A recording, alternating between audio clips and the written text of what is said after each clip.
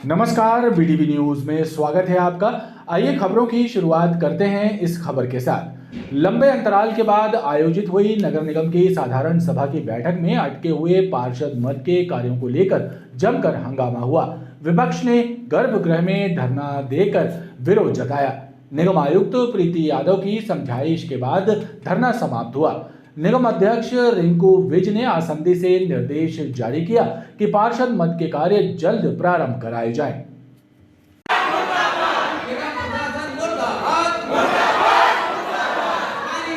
नगर निगम की खस्ताहाल आर्थिक स्थिति के कारण पार्षद मद के कार्य नहीं हो पा रहे हैं। इस बात से खफा भाजपा पार्षदों ने साधारण सभा की बैठक के दौरान जमकर विरोध प्रदर्शन किया और सदन के गर्भगृह में बैठकर धरना शुरू कर दिया। विपक्ष ने सत्ता और अधिकारियों पर आरोप लगाया कि उनके द्वारा किया जा रहा वित्तीय प्रबंधन ठीक नहीं है। सदन में देर तक हंगामा मचा रहा।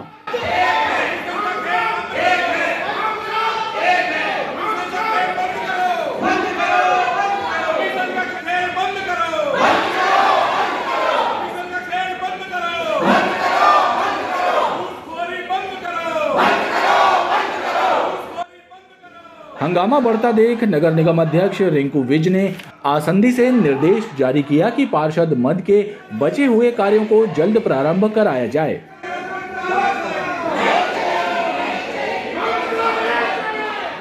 अनुशंसा निधि होती है, उस पर तय किया गया कि जो 30 लाख के भी काम चल रहे हैं एवं उसके बाद जो शेष राशि उनकी बची है सम्मानीय पार्षदों की जो ग्रामीण क्षेत्र के आते हैं उनके 75 लाख रुपए एवं नगरीय क्षेत्र के सम्मानीय पार्षदों की 60 लाख रुपए की, उसका काम शीघ्र चालू होगा, ऐसा आज सदन में तय हुआ है।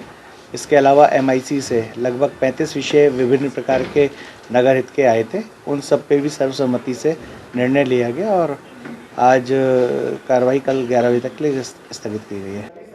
वहीं भाजपा पार्षद दल ने सत्ता और अधिकारियों पर आरोप लगाया कि उनकी लापरवाही के कारण स्थितियां बिगड़ रही हैं।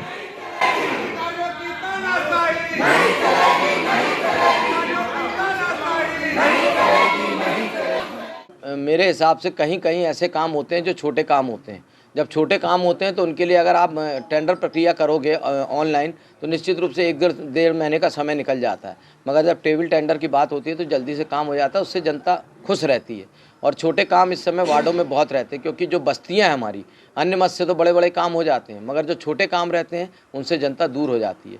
लेकिन आज सभी पार्षदों के आग्रह पर यहाँ पर सर्वसम्मति से पारित हुआ है और आने वाले समय में सभी पूरे 79 वार्ड में पार्षदों के द्वारा पार्षद मत हो या 1 लाख वाले काम हो, चाहे 5 लाख के, चाहे 10 लाख के काम, सबके काम निरंतर होते रहेंगे। और जो अभी माननीय कमिश्नर महोदया का कहना था कि 1-1 लाख के 10 लाख का काम आप छोटा कराइए, 5 लाख के ऊपर टेंडर होएगा और वो भी ऑनलाइन होएगा। ऑनलाइन टेंडर में क्या होता है कि 45 दिन का रहता है, फिर नहीं हुआ तो फिर रीटेंडर होते हैं, तो कई बार ऐसे होते हैं कि 6-6 बार ये टेंडर हो जाते हैं। तो हम लोगों का विषय ये था कि ऑनलाइन ना होके हमारी फाइलें जोन में जाएं, जैसे 1 लाख की फाइल जाती है, 5 लाख की फाइल जाती है, 10 लाख की जो प्रक्रिया है वो प्रक्रिया से काम हो।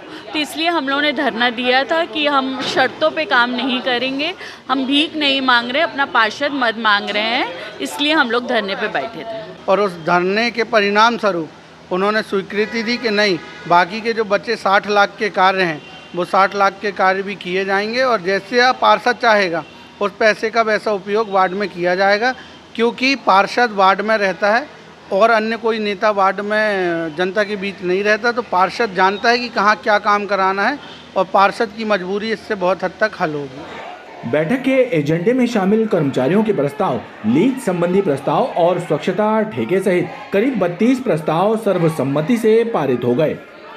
आयुक्त नगर निगम का कहना ये था कि आर्थिक हालात जो हैं उसको लेकर स्थितियां ठीक नहीं हैं और हम इतने राशि के काम हर वार्ड में नहीं कराए जा सकते, क्योंकि हम लोग बड़े बड़े बहुत सारे काम कराते हैं जो हर वार्डों के अंतर्गत हो जाते हैं।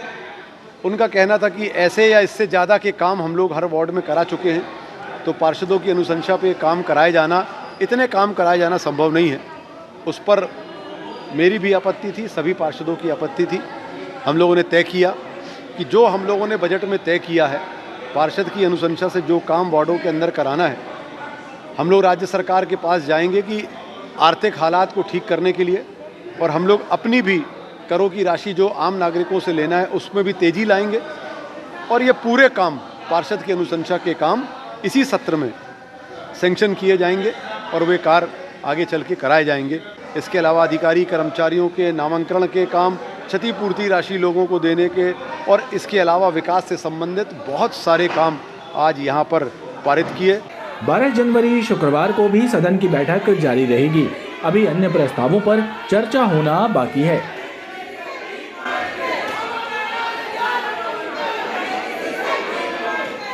शहर के जिन मार्गों को पुलिस और यातायात विभाग ने हेलमेट और सीट बेल्ट जोन घोषित किया है, उन मार्गों पर निर्धारित समय पर पुलिस और यातायात विभाग का अमला सख्त नजर आ रहा है। इन मार्गों पर बैरिकेड्स लगाकर पुलिस लोगों से नियमों का पालन करवा रही है। सदर सिविल लाइन के बाद बुधवार से गढ़ा और गोरखपुर के 2 मार्गों को भी यातायात विभाग ने हेलमेट और सीट बेल्ट जोन बना दिया है। इन सभी मार्गों पर लोग अनिवार्य रूप से हेलमेट, सीट बेल्ट लगाकर ही वाहन चलाएं। इसकी मॉनिटरिंग भी की जा रही है। निर्धारित समय पर पुलिस का अमला इन मार्गों पर बैरिकेड्स लगाकर उन वाहन चालकों को रोक रहा है जो नियमों की अनदेखी कर रहे हैं। ऐसे लोगों को पुलिस समझाइश देकर वापस लौटा रही है। पुलिस का मकसद लोगों को जागरूक करना है। 0 टॉलरेंस जोन घोषित किया गया है छोटी लाइन फाटक से आजाद वार्ड तक। सीट बेल्ट 4 पहिया वाहन चालकों को अनिवार्य कर दिया गया है। साथ ही जो 2 व्हीलर वाहन चालक है मार्केट में अंदर जाते हैं उनके लिए हेलमेट कंपलसरी है।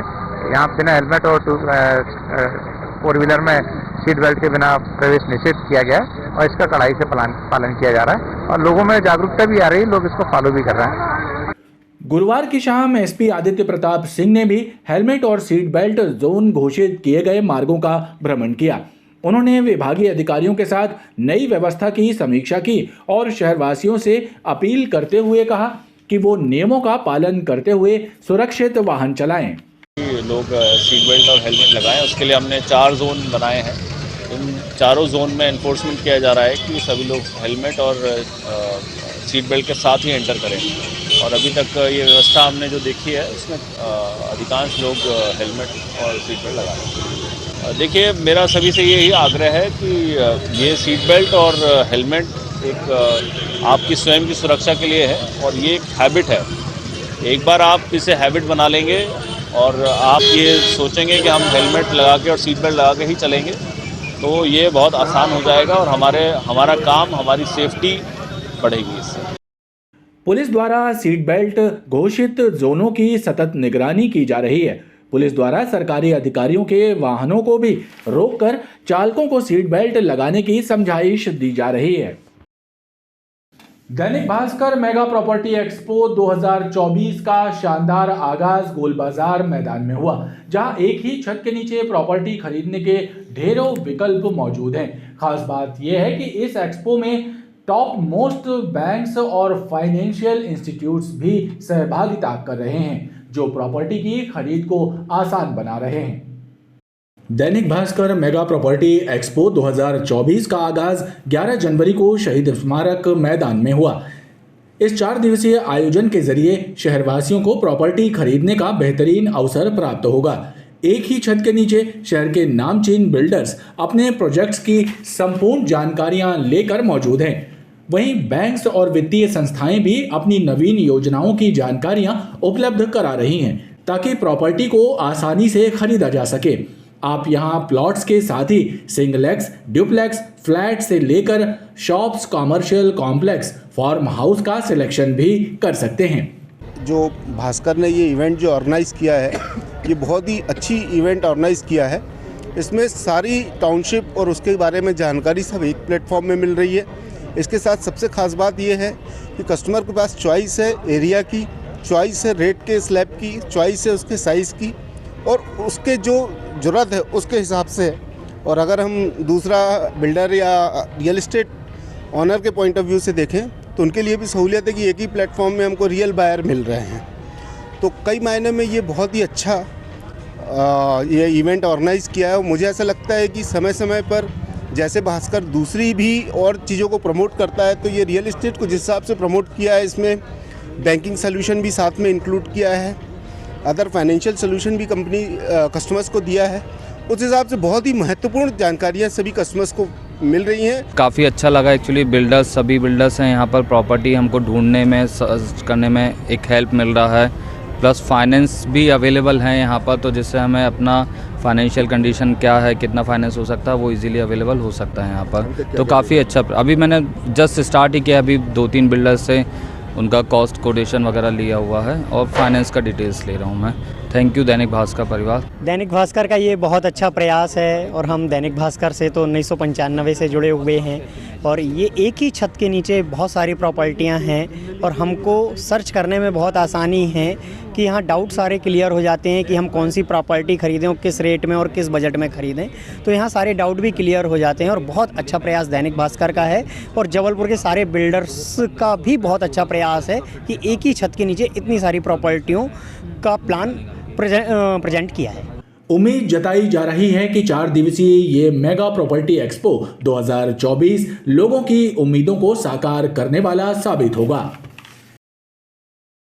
जनता की सुविधा के लिए करोड़ों रुपए खर्च करके शहर में स्मार्ट सड़कों का निर्माण किया गया है, लेकिन इन सड़कों का लोग दुरुपयोग कर रहे हैं, जिससे आम जनता को परेशानी हो रही है। घंटाघर डॉक्टर बटालिया अस्पताल के बाजू से कार्तिक होटल के बीच शासन प्रशासन ने करोड़ों रुपए की लागत से स्मार्ट अप्रोच रोड बनाई है, लेकिन इस सड़क पर वाहनों का कब्जा हो गया है। शहर को स्मार्ट बनाने और जनता की सुविधा के लिए शासन प्रशासन ने शहर के भीतर कई सड़कों को स्मार्ट सड़क के रूप में विकसित किया है, लेकिन इन सड़कों का लोग दुरुपयोग कर रहे हैं। ऐसी ही एक अप्रोच रोड जिसका घंटाघर डॉक्टर बटालिया अस्पताल के बाजू से लेकर कार्तिक होटल तक निर्माण कराया गया। इस रोड पर भी लोगों ने कब्जा कर लिया है। स्थानीय लोगों की माने तो सड़क के किनारे लोगों ने वाहन पार्क कर दिए हैं, जिससे यहाँ के रहवासी और सड़क का उपयोग करने वाले लोग परेशान हैं। इस सड़क पर कई वाहन तो महीनों से खड़े हैं, जिन्हें हटाने वाला भी कोई नहीं है। ये रास्ता प्रशासन ने बहुत पैसा लगा के बनाया है और इसका टोटल दुरुपयोग हो रहा है। दोनों तरफ पार्किंग की जगह पे वाहन खड़े हुए हैं जो कई दिनों तक खड़े रहते हैं। लोग आते जाते नहीं हैं, रद्दी टाइप से खड़े हुए हैं और आने जाने वालों को बहुत असुविधा होती है और ख़ास तौर से जब स्कूल लगता और छूटता है तो पूरा जाम लग जाता है। अब ये स्मार्ट रोड तो बनी थी कि सुविधा के लिए पब्लिक की, परंतु यहाँ गाड़ियाँ खड़ी होने से क्या है, वो जो जिस मतलब का बना था वो पर्पस जो रहा वो डिफीट हो गया। वो पर्पस जिस मतलब से ये सड़क बनाई गई थी, चौड़ी की गई स्मार्ट सिटी के हिसाब से, वो पर्पस डिफीट हो गया है। ये बड़ी असुविधा का कारण बन गया है। तो ये ढक्कन के, ये नाली के ढक्कन के कवर उठ गए हैं यहाँ से और रात को गाड़ियाँ इसमें गिरती हैं, एक्सीडेंट भी होते हैं। जगह निकलने को, वाहनों को निकलने की जगह नहीं मिलती। क्षेत्र के लोगों ने शासन प्रशासन, पुलिस और यातायात विभाग से मांग की है कि अप्रोच रोड के दोनों ओर बेवजह पार्क किए गए वाहनों पर कार्रवाई की जाए, ताकि लोगों को आवागमन के लिए सुविधा युक्त मार्ग उपलब्ध हो सके। ईवीएम से कराए जा रहे चुनावों के विरोध में भारत मुक्ति मोर्चा द्वारा चलाए जा रहे चरणबद्ध आंदोलन की कड़ी में मोर्चा के पदाधिकारियों और सदस्यों ने सिविक सेंटर में धरना दिया। प्रदर्शनकारियों ने आरोप लगाया कि भारत निर्वाचन आयोग ईवीएम से चुनाव कराए जाने के मामले को लेकर सर्वोच्च न्यायालय के दिशा निर्देशों की अवहेलना कर रहा है। लूटने का काम नहीं हो रहा है। आज तो ईवीएम मशीन जो है, ईवीएम से चुनाव कराए जाने के विरोध में भारत मुक्ति मोर्चा द्वारा पूरे देश में चरणबद्ध आंदोलन किए जा रहे हैं। इसी कड़ी में मोर्चा के तत्वावधान में सिविक सेंटर में 1 दिवसीय धरना दिया गया। इस धरने में भारत मुक्ति मोर्चा के पदाधिकारी और सदस्य बड़ी संख्या में शामिल हुए। धरने पर बैठे मोर्चा के पदाधिकारियों ने कहा कि निर्वाचन आयोग ईवीएम से चुनाव कराए जाने को लेकर माननीय सर्वोच्च न्यायालय के दिशा निर्देशों की अवहेलना कर रहा है, जिसके विरोध में पूरे देश में भारत मुक्ति मोर्चा का चरणबद्ध आंदोलन जारी है। माननीय सुब्रमण्यम स्वामी के द्वारा जो सबूत दिए गए थे, उस सबूत के आधार पे सुप्रीम कोर्ट ने ये निर्णय लिया था कि ईवीएम मशीन से फ्री, फेयर एंड ट्रांसफर चुनाव नहीं हो सकता।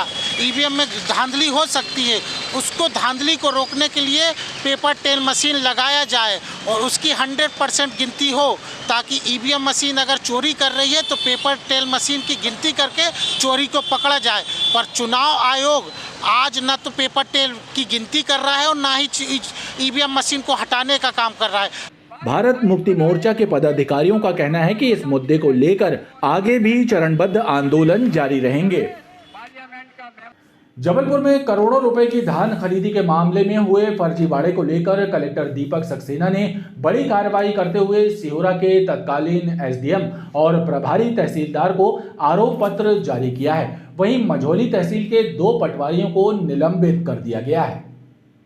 जबलपुर में धान उपार्जन कार्य में हुए फर्जीवाड़े के मामले में गुरुवार को कलेक्टर दीपक कुमार सक्सेना ने बड़ी कार्रवाई की है। धान उपार्जन के लिए हुए पंजीयनों के सत्यापन कार्य में अनियमितता बरतने के मामले में कलेक्टर दीपक कुमार सक्सेना ने सिहोरा के तत्कालीन अनुविभागीय राजस्व अधिकारी धीरेन्द्र सिंह एवं मझौली के प्रभारी तहसीलदार आदित्य जंघेला को आरोप पत्र जारी किया है। जबकि मझौली तहसील के 2 पटवारियों राहुल पटेल और अभिषेक कुमार विश्वकर्मा को निलंबित कर दिया गया है। कलेक्टर दीपक कुमार सक्सेना का साफ कहना है कि धान उपार्जन के मामले में जिन भी अधिकारियों की लापरवाही सामने आएगी उनके खिलाफ कार्रवाई जारी रहेगी। जिला अस्पताल विक्टोरिया में भर्ती मरीजों की सुरक्षा व्यवस्थाओं पर लगातार प्रश्न चिन्ह लग रहे हैं। अस्पताल के वार्ड में 2 लोगों के बीच हुई मारपीट का वीडियो सोशल मीडिया पर वायरल हो रहा है। ये वीडियो एक दिन पूर्व 10 जनवरी का बताया जा रहा है। इस घटना से वार्ड में भर्ती मरीज भी दहशत में आ गए। जिला अस्पताल के वार्ड में 2 लोगों के बीच हुई हाथापाई और मारपीट का वीडियो सोशल मीडिया पर वायरल हो रहा है। इस घटना ने अस्पताल में भर्ती मरीजों की सुरक्षा व्यवस्थाओं पर सवाल खड़े कर दिए हैं। बताया जाता है कि आपस में मारपीट करने वाले दोनों लोग दिनेश यादव और रंजीत सेन हैं। दोनों के बीच कुछ दिन पहले भी विवाद और मारपीट हुई थी, जिसके बाद दिनेश यादव को इलाज के लिए जिला अस्पताल में भर्ती किया गया था। घायल दिनेश और उसकी पत्नी रेखा यादव ने आरोप लगाया कि रंजीत सेन उन पर समझौते का दबाव बनाने के लिए अस्पताल पहुंचा था और उसने अचानक ही हाथापाई और मारपीट शुरू कर दी। मेरे को होश नहीं था, मेरे को 2 दिन बाद होश आया और ये अभी दूसरे दिन आया, मेरे से बोल राजीनामा कर लो, राजीनामा कर लो। मैंने कहा भाई मैं राजीनामा कायगा कर लूँ बोलते 20,000 ले लो, 30,000 ले लो, 50,000 तक ले लो। मैं पैसा का भूखा नहीं हूँ, पैसा मैं बहुत कमाता हूँ, मैं खुद करने वाला मजदूर आदमी हूँ, लेकिन मेरे को ये दम हमेशा देता रहता और 2 दिन से 3 दिन से रोज आ रहा है और आज वो आया धीरे धीरे यहाँ बैठे। इधर आया तो मेरे मिस्टर को गाली गलौज करने लगा और बस मारा पीटी, इनको ऊट पटांग बोलने लगा, तो दोनों में झीना झपटी हो गई और मारा पीटी होने लगी। पुलिस भी कुछ नहीं करे और हॉस्पिटल में आ करके एडमिट हैं। वो कैसे क्राइम करके और आके यहाँ पे वो कर रहा, कॉम्प्रो करने के लिए बोल रहा है तो वो कर नहीं रहे हैं, तो बोल रहा जान से मार देंगे। तो पीछे बार बार आ रहा है, परेशान कर रहा है और जहाँ रहती हूँ वहाँ पे भी गुंडे भेज के मेरे को कहीं गाली गलौज करवा रहा, कहीं कुछ कर रहा। न शासन प्रशासन कुछ नहीं कर रहा है इसके लिए। अस्पताल में सुरक्षा इंतजामों को लेकर किए जाने वाले दावों की भी कलई खोल दी है।